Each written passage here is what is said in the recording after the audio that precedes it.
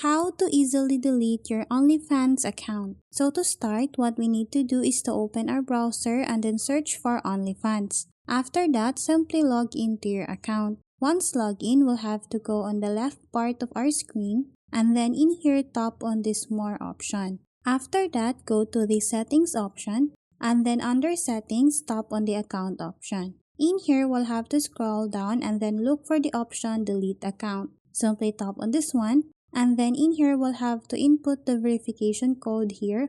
All we need to do is to copy this one. Once we're done with that, tap again on this delete account option.